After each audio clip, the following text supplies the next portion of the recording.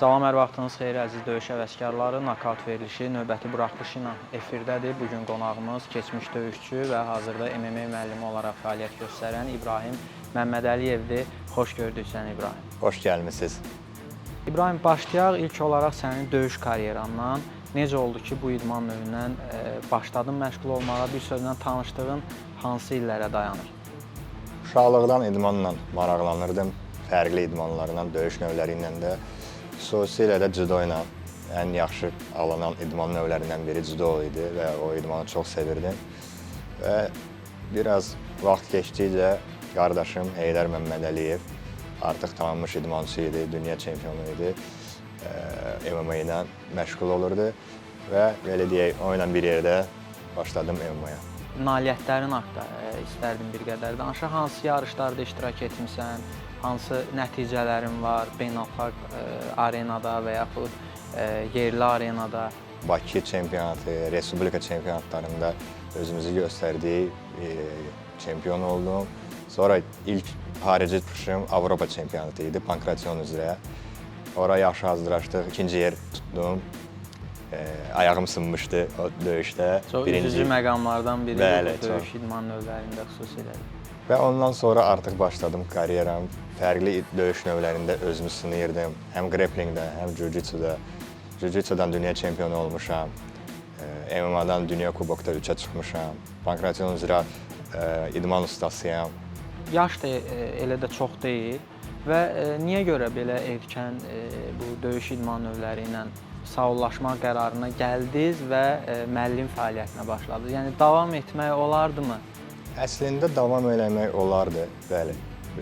Mən belə baxanda gənc yaşdan başlamışam müəllimliyə. 2016-cı ildir ilk dəfə başlayanda müəllimliyə.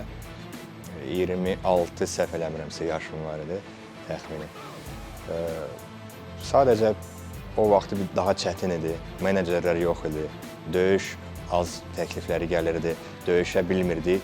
Onun üçün o biraz çətinlik yaradırdı və yarışsız bilirsiniz ki, məşq eləmək biraz çətindir. Bəli. Motivasiya azalır. Elə qərara gəldim ki, öz təcrübəmlə yeni tələbələri öyrədim.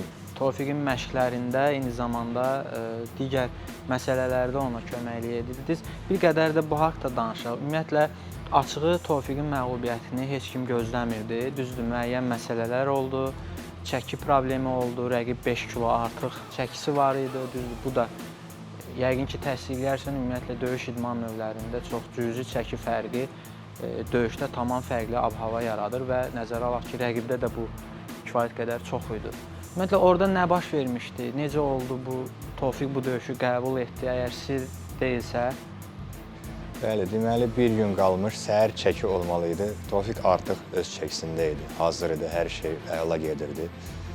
Axşam zəng gəldi ki, Orolbayın vəziyyəti ağırdır, pisdir və çəki sala bilmir.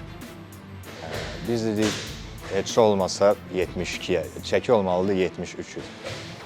Biz xəbər göndərdik ki, 72 yarım, 72-yə biz razılaşarıq. Və bizə cavab gəldi ki, yox, o mümkün olan bir şey deyil hal-hazırda. O çox çəki salıb, əksinə o bərpa olmalıdır və biz ancaq razılaşa bilərik bu döyüşə 75 kiloda. Biz indi ona şərait yaratmalıyıq ki, bu su içsin, bərpa olsun, yemək yesin və ancaq 75, sabah 75 kilo çəkidə döyüş olacaq. Yox, əks halda döyüş ləğv olunur. Və belə bir razılıq oldu ki, döyüşü qəbul edək. Razılıq oldu ki, biz məcbur razılıq verdik. Çünki bizə söz deyildi ki, siz qəbul eləsəz bu döyüşü, biz yaddan çıxartmayacağıq bunu və əgər siz razılıq verməsəz də onu da yaddan çıxartmayacağıq. Və belə deyək, vaxt vermədilər heç fikirləşməyə, təcili cavab verməliyik. Tofiq də hazırlıq görüb, yaxşı aylarla əziyyət çəkib və öz publikada, öz doğma torpaqda vuruşmaq istəyirdi. İlk dəfə debüt UFC-də. Əslində, İbrahim, bu döyüşə də təsiri oldu. Bu qarşılaşmada sanki həmin Tofiqi biz görmədik. Burada yəni çəki amili yəqin ki, öz sözünü dedi. Bəli, bilirsiniz, Orolbay, mən deyim, döyüş günü ən azı 5-6 kilo Tofiqdən üstün idi. Və növbəti döyüşünü o artıq 77 kiloda döyüşdü. O hal-hazırda 70 kiloda döyüşmür.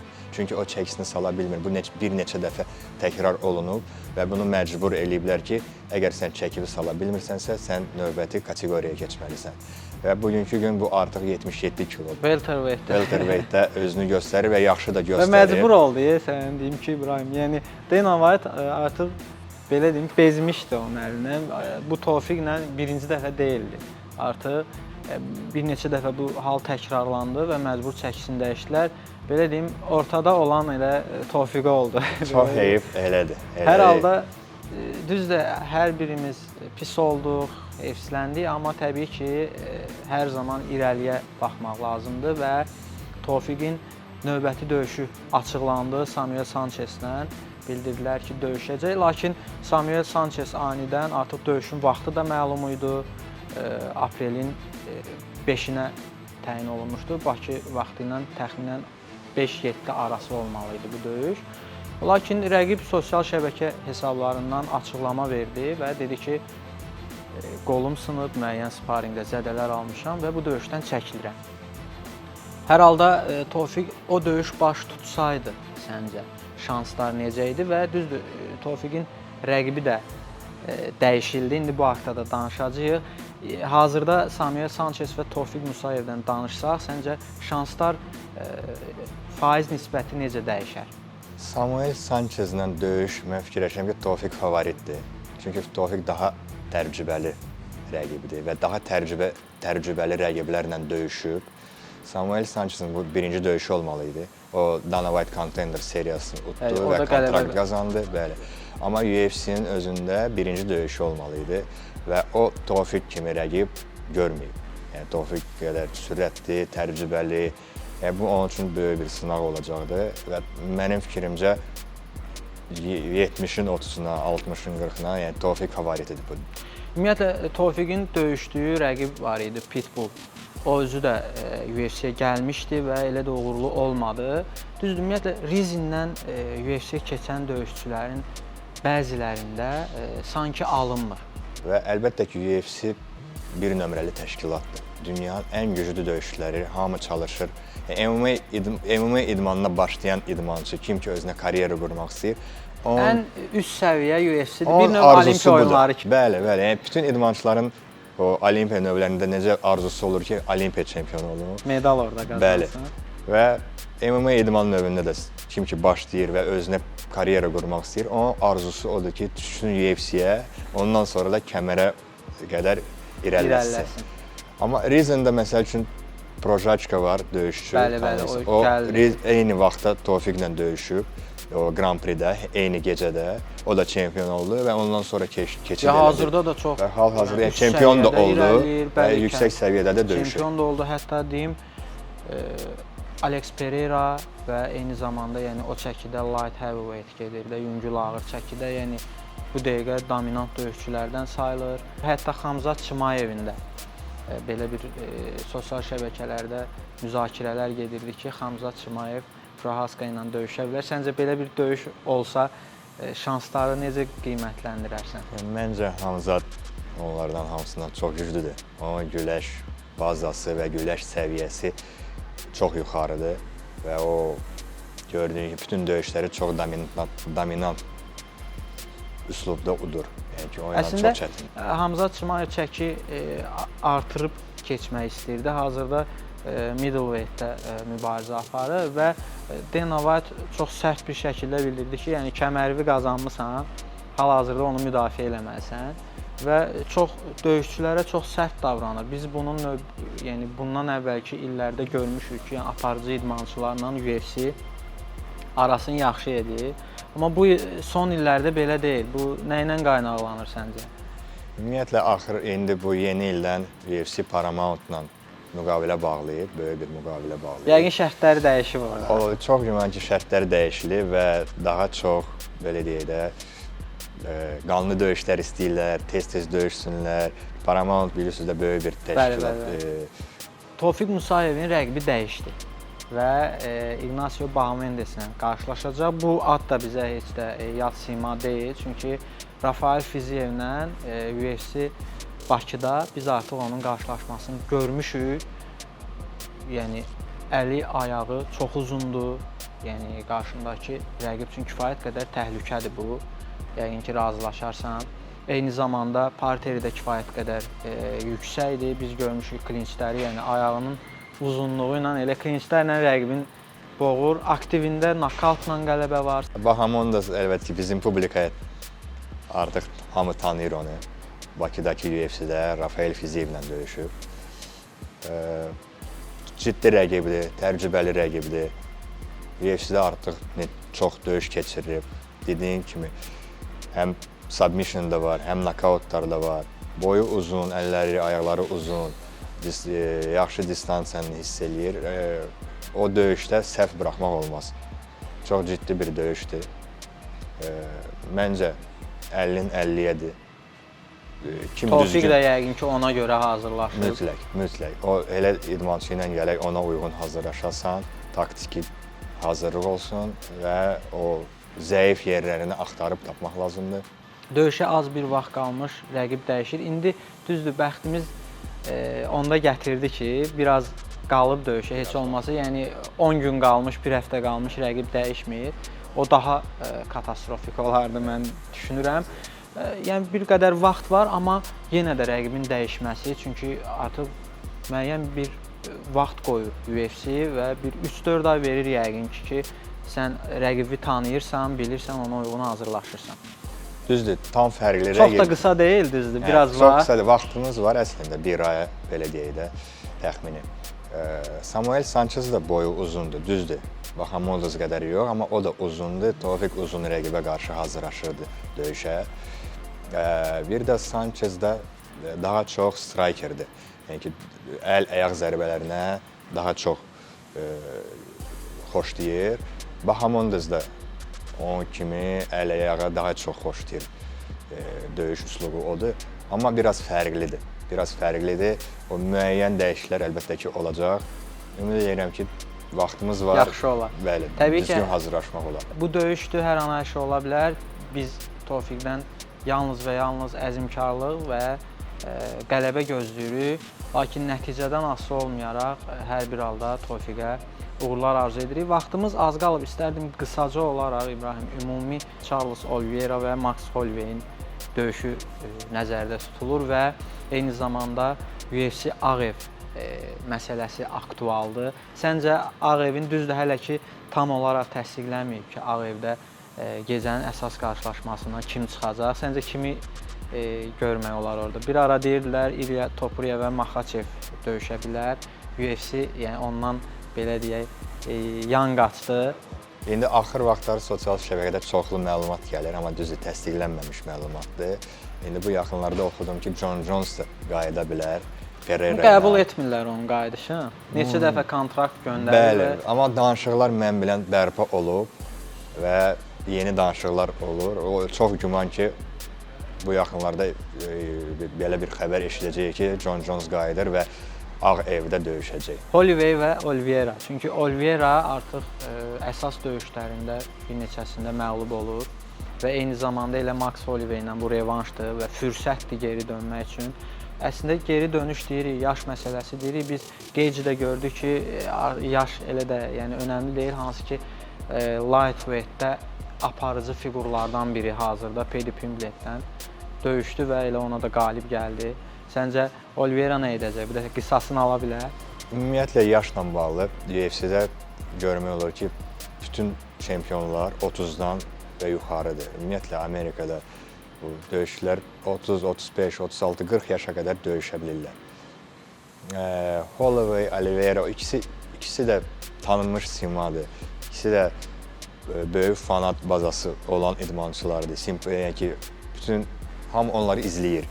Çox adam onları izləyir və o böyük bir döyüşdür, böyük bir atlar döyüşür bir-biri ilə və mənim fikrimdə çox gözəl bir döyüş olacaq. İkisi də yaxşı formadadır. Ümid edirəm ki, bu döyüş ləğv olmayacaq və biz onu görəcəyik. MMA özü daha çox tanınır, gənclər həvəslidir. Elə mən özüm də ara-sıra çox həvəs edirəm, məşq etmək istəyirəm. Elə fürsət düşmüşkən bəlkə bir neçə dənə fənlə də tanış eləyəsən məni. Mənim üçün xoş olar. Yoxlamaq olar. olar. Əynimizi dəyişək Başlayaq, bir neçə dənə hərəkət İbrahim göstərsin bizə, görək necə alınır. Bəynimizi dəyişdik, olduq əsil MMA döyüşçüsü. İbrahim, ümumiyyətlə elə bil ki, bax, gəlmişəm zala və mənim ilk günümdür. Əsasən gələn tələbələrə nə öyrədirsiniz? Mən daha çox grappling üstünlüyü verirəm. Çünki grappling çox vacibdir bizim idmanda və bazı hərəkətləri göstərirəm, oradan başlayırıq. Və müəllimdən müəllimə də dəyişir.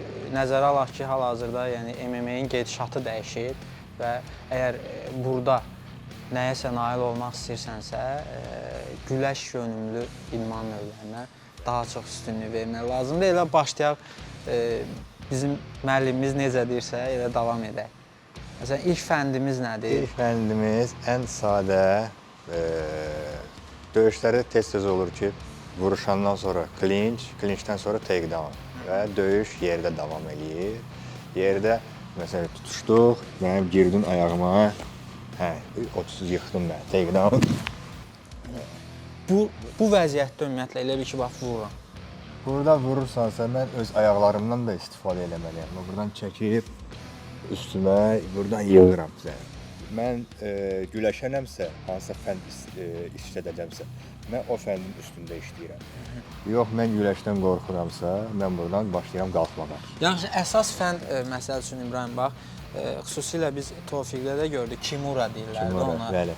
Əlin belə salıb qarılması idi da səhv. Bəli, Ümumiyyətlə, bundan çıxış varmı? Elə fürsət düşmüşkən göstərək də izləyicilər. Çıxış var. Əslində kimuradan başlamaq istəyirdim, amma altdan kimura fərqli var. Var üstdən, side kontroldan kimura. Məsələn, buradan da alt vəziyyətdə də uzanıb, əlimi bu vəziyyətdə götürə bilərsən də. Mən altdan ola-ola, bəli, sən bu vəziyyətdən eləyə bilməzsən. Amma biz Oralbayda gördük ki, yəni sırf bu formada götürdük. Bəli, amma Oralbay ki, bu artıq qardda deyildi, o çıxmışdı yana və oradan o fəndi elədi. Çünki burada qarddan o mümkün olan bir şey deyil. Onun çıxışı mümkünsə göstərək. O buradaydı. Götürürsən futbolunu. Burada. Götürürəm. Uzanırsan bu yana. Hə, belə sıxıram. Yox. Özünüz ver yana, bax bura. Otur. Hə. Aşağı qoy yerə. Ay sağ ol. Və buradan ən yaxşı halda sən bu ayağı atmalısan bura.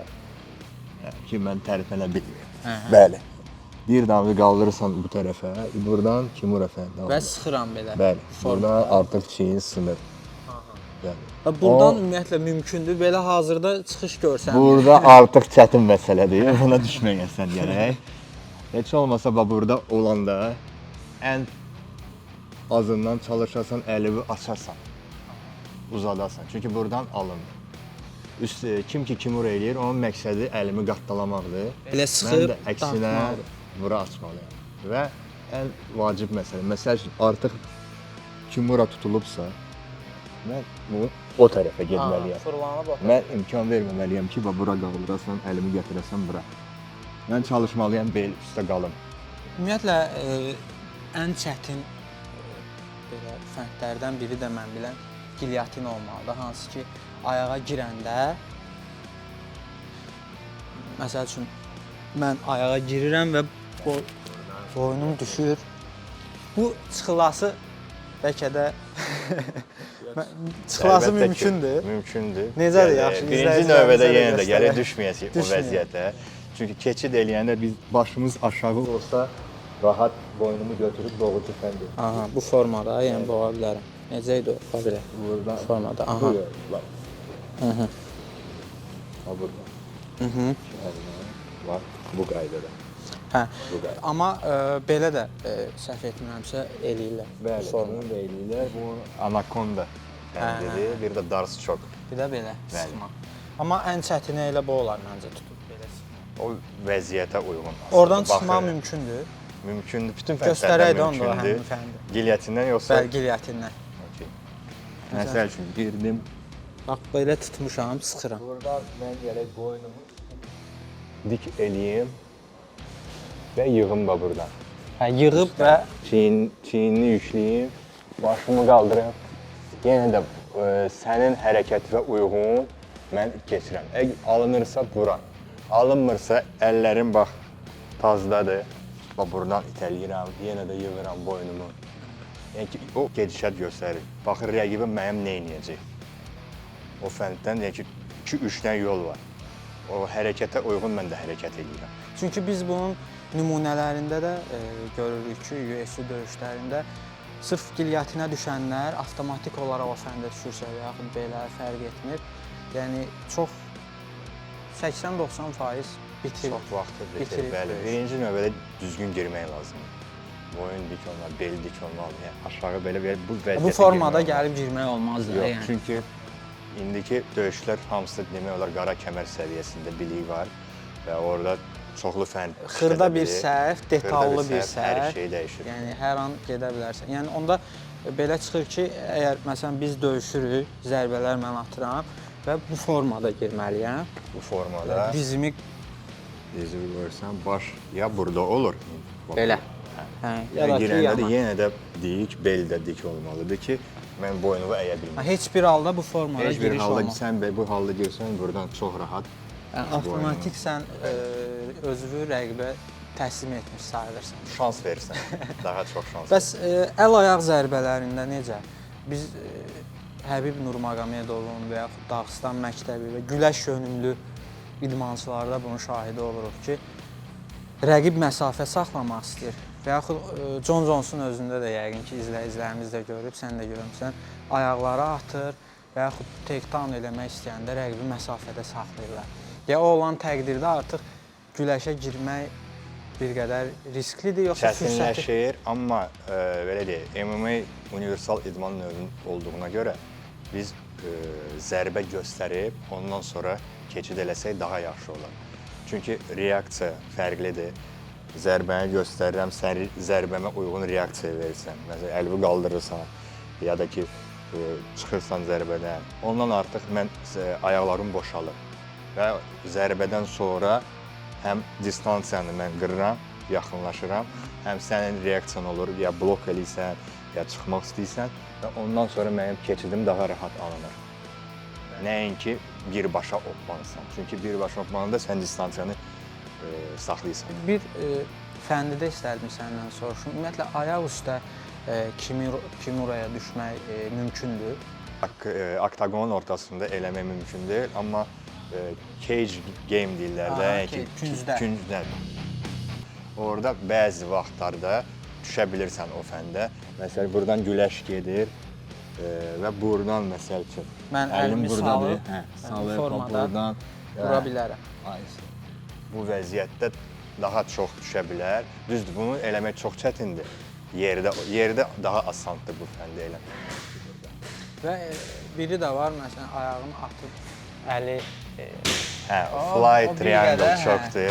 O da biraz belə MMA-də amma risklidir məndə. Risklidir, əlbəttə ki. Həm düzgün onu atmalısan, o priyomu bağlamalısan, özün də düzgün yıxılmalısan, başın arxası dəyməməlidir.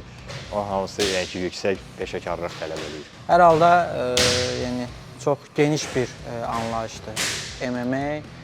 Bunun içinə yəni bir neçə idman növü daxildir. Elə az əvvəl İbrahim özə bildirdi ki, yəni həvəsdən asılı olaraq və xüsusilə də bu şərtdir parterdə yəni məşğul olmaq, öyrənmək. Amma hər bir halda problemdən qaçmaq lazımdır. Ancaq sağlamlıq üçün və özünü inkişaf etdirmək üçün gəlib məşğul ola bilərsiniz. Eyni zamanda da övladlarınızı da yazdırıb peşəkar səviyyədə nə bilmək olar, bəlkə də elə gələcəkdə sizin övladınız UFC-də gedər, döyüşər. İbrahim, sənə təşəkkürümü bildirirəm, gəldin. Eyni zamanda Tofiqin döyüşündə də sizə komanda olaraq uğurlar arzu edirik. Amerikaya yollanacaqsan, səhv etmirəmsə. Sizə orada uğurlar. Hər bir halda nəticədən asılı olmayaraq sizinlə fəxr edirik. Təşəkkürlər. Xoş oldu, çox sağ olun. Həmişə qapılarımız açıqdır, sizi tez-tez gözləyirik. Uğurlar. Sağ olun, çox sağ olun. Bəli, əziz izləyicilər, bizdən bu buraxılışdıq. Bu qədər növbəti verilişlərimizdə görüşmək ümidi ilə sağ olun, idmanla qalın.